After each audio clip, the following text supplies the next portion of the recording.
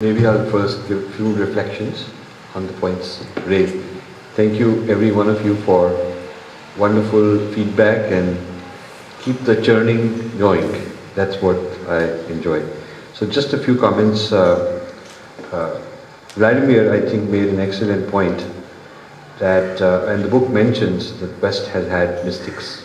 Book mentions that, and says that unfortunately the lineages did not develop because the power of the church was stronger than the power of the mystics. So it's everywhere in the world there were mystics and there were institutions. The question is which side won, which side prevailed. And somehow in the West, the institutionalization with state power behind it since the time of Constantine changed the situation. And it will be a matter of good research to figure out why in India, when a spiritually enlightened person comes, gets more credibility than the institution. Always there is new spiritual guru coming and people go there rather than an old institution. So institutional continuity is somehow very strong in the West. They built that tradition, and in the Indian tradition, institutional continuity is a problem. When the guru dies, things fall apart very often. You look at so many lineages, whether it's Sai Baba or ISKCON or Muktanand or Maharishi Mahesh Yogi. People go to some other new guru who's come, whereas in the West, it's not the living master, the living enlightened being that is attracting, but an institutional continuity they manage to have. So I think it's an interesting point to think about more. The history is vaster is a good point. That is in fact the whole issue. History centrism is not to be mixed up with historicity. I've mentioned this, that there is historicity of Newton, but it's not history-centric. History-centric is if there's dependence on that historical event. And so if Sri Aurobindo and the avatars, and this is a point Sunit made very well, if Sri Aurobindo and various avatars have opened up new possibilities, new accesses, new levels, and so long, that's certainly historical, but it is not history-centric because I do not have to have access through that knowledge of history the knowledge of history is not the key I have to enter to open the password and get in the door. So history-centric is when I have to succumb myself to the ones who know the historicity, the historical details, which happen to be an institution. So this institution built around teaching of history and controlling the interpretation of history becomes very powerful rather than somebody who can teach you the experiential side. That was the intent. The question of Islam. I had some things about Islam and took them out, not out of any fear or anything, but because the Islam is a very complex thing. It is not a chapter. If you want to take on Islam, and the dharmic traditions, you have to look at many kinds of Islam. There's Sufi is very different than the Sunni and the Shiite, and so it's a whole book by itself. It is not either one has to do a lot or one should not do it. But I do not want to do a kind of mediocre job just sticking a little bit in. That's why I left it out.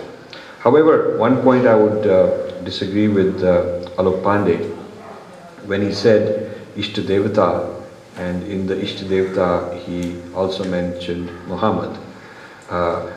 Islam is very upset if you would say that they worship Muhammad, because that is idolatry and that is banned, and that is, so it's not me who'd have to not come to India anymore. It's if Alok were to write that, he would have that problem, because Islam does not consider Muhammad as a son of God, as an avatar, as a divine, as a subject of worship at all.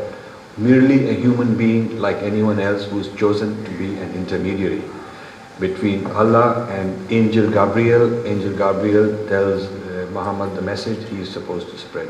So we got to be very careful not projecting our worldview on others thinking we're doing them a favor. This is a problem that Indians do a lot. And people from the Dharma traditions think they're really helping by saying, my worldview I'll project onto you. So we'll turn Muhammad into an Ishta Devta as if we're helping him. But that is the cookie of difference with mutual respect. That you have to be able to accept someone else's worldview and its own distinctiveness, its own axioms, and not impose your own idea upon them even when they don't want it. So we say, Ishwar Allah Tere Naam. A lot of singing like that. But you will not find it in a mosque. You will not find it in a mosque. Because you have to look at it from their point of view. Just because we accept our framework, reinterpreting them, doesn't mean that the other side considers it respectful. They may not, in fact, consider it respectful. So we have to differentiate between statement A and B. Statement A is, I can reinterpret the other guy's religion in my framework and it will have just as much validity as my own faith. That's statement A. Statement B is that the other person's faith as interpreted by him is identical to my faith. These are two different statements. The first one is valid. You can reinterpret in your own gaze, in your own way of looking, somebody else's faith. But they may not accept that. And so when we say that the same is contained in the other, does it mean as they interpret it or as we reinterpret it? And if it is as we reinterpret it, then are we not also doing the digestion? And are they willing to accept that? Or are they, for whatever reason, better or worse, maybe we can say we digest you and keep your autonomy and respect you and all those things, but are they willing to digest that? I mean, are they willing to accept that?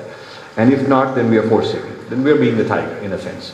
So if we say to somebody from another faith that I can actually upgrade Muhammad to an Ishta Devta, and his requirement is that this is actually banned and it is idol worship, then and we think we are upgrading him, but he thinks it is blasphemy. So this is a point that is important. I liked Alok's point that the relationship of tiger and man rather than tiger deer, because man has reason, man has capabilities to convince. Hopefully this book is actually the man speaking to the tiger. Hopefully this book is to speak to the Westerner and with reason to change him and talk him out of it. Hopefully that is the objective that the purpose is claiming. I think the points that Larry made are excellent. First, I agree that, and I've never said that all Westerners follow Western thought. We call it Western thought and Indian thought and Greek thought, not because people of those places are all in line with that thought. Not every Greek person is into Greek, Plato and all that, and not every Indian is into Indian thought. Many Indians are into more westernized than Westerners are. So when we call it Western thought, we are not implicating that all people of Western origin are involved in it. It's not at all the impression. I think these things have been named a certain way from the land where they came from. These are truth claims. They are truth claims. And you can argue for or against them, and anybody anywhere in the world can accept or reject any of these worldviews. So no way do I imply that every Westerner is implicated by this. And whether this view of the West is only applicable, the view in the book is only applicable to the most extreme conservative or not, is a matter of empirically finding out. Certainly, Nicene Creed is a required article of faith. You can go to the website of the top 5-10 denominations and they're required. Certainly, these faiths are membership oriented. They are not an individual bypass the church. Now, I do agree there's a huge movement of not going to church being privately religious. There is the movement of saying, I believe in Jesus, but I don't go to church. That is true. And it is those people who have a lot of potential for this type of transformation that we're talking about. Now, Westerners have also been victimized. See, my purpose of the book is a philosophical comparison. It is not it is not religious comparison. This is an important point. So I'm not concerned whether Westerners have been victimized.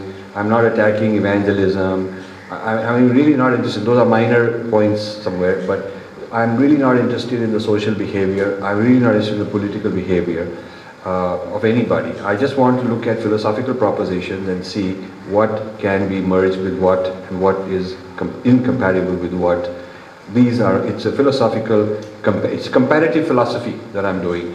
And that Westerners have also been victimized, or whether even Indians have been victimized, is really irrelevant to this particular exercise. There are other books we can discuss on that. Now, Larry says that digestion can be okay because it need not necessarily distort the roots from which you are digesting. So that is a good digestion. That is not the one I am describing. That is eating the fruits and nurturing the roots. So you keep getting harvests. But every time when I went to Stephen LaBerge and asked him, what have you done about the Yoga Nidra that you learnt? He doesn't want to hear about it because it will upset his credibility as a Western scientist. He has to claim originality. So he's not nurturing the roots. Herb Benson, rather than nurturing the roots of transcendental meditation to which he owes everything, is more like trashing them, calling that sort of primitive and so on. Okay? So that stage of assimilating and nurturing often gets followed, if not the same person, his successors. Like Francisco Varela, who coined neurophenomenology after Buddhism, he never trashed it. But he has some students now who claim that we have nothing to do with Buddhism, we got it from Francisco Varela, and here is our reason for rejecting Buddhism. So they actually go and trash it.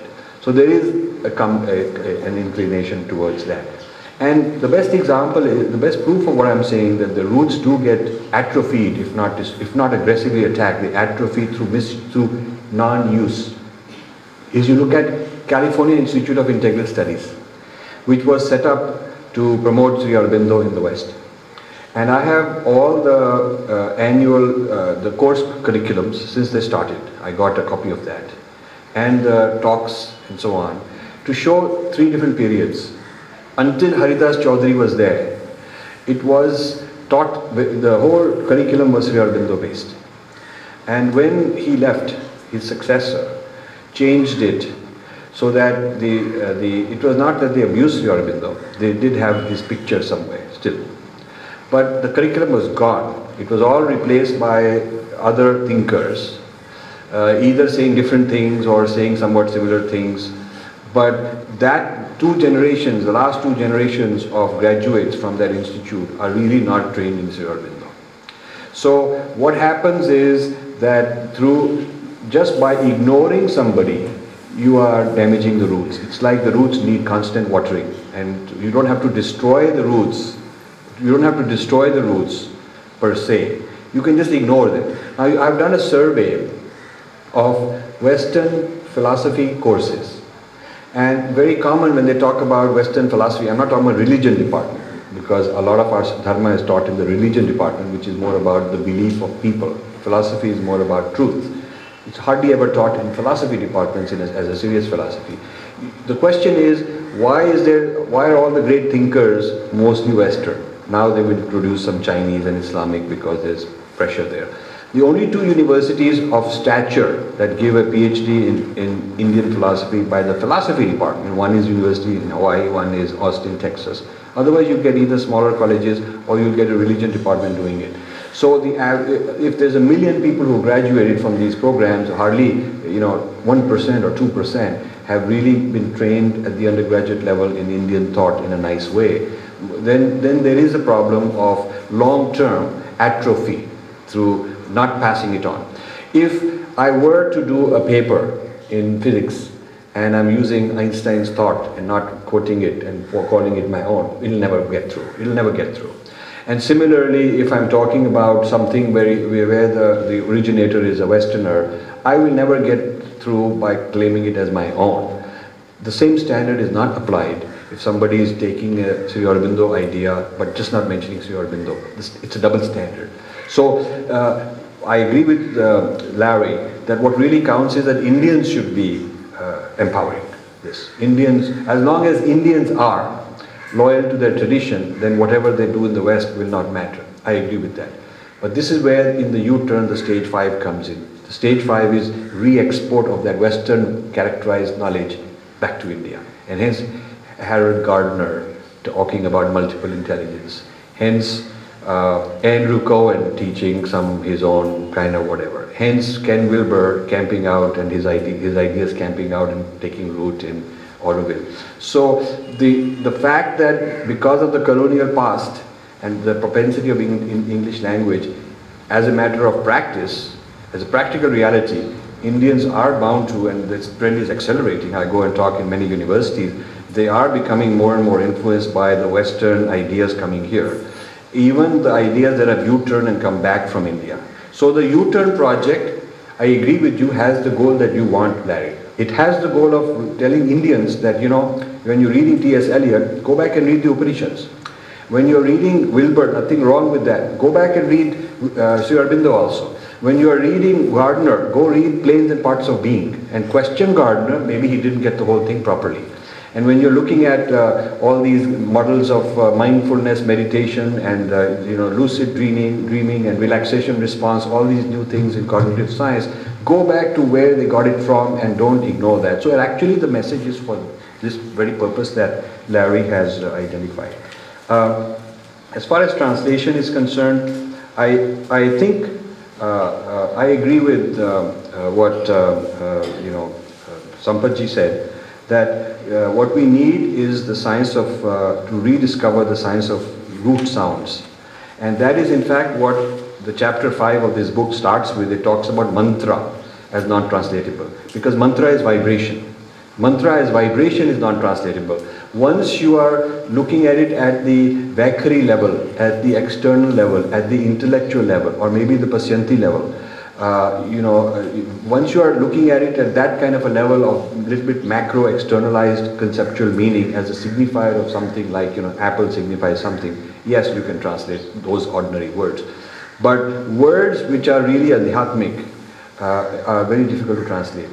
A good example, and then I'll close, is that the word consciousness has become very popular in the vocabulary. I asked once a person, tell me how all the Sanskrit words that have something to do with consciousness. And there's many kinds of consciousness, with intentionality, without intentionality, memory, this, that, and we came up with about 16 words. Now, is it worth going deeper into each one? Because maybe it's telling us something which we lose when we replace all 16 of them. It's a reductionism, and we replace all of them with consciousness. Because when we, maybe chitta, each one of these is got a slightly nuanced meaning. And so when we do translate, we lose, it's like biodiversity. If you make a case for biodiversity, people will say, yeah, that's very good, you know, you need it. And why not linguistic diversity, because each word captures an experience of a cultural diversity kind. So with that I'll close, but I want to thank people for making some excellent comments, and let's have some questions.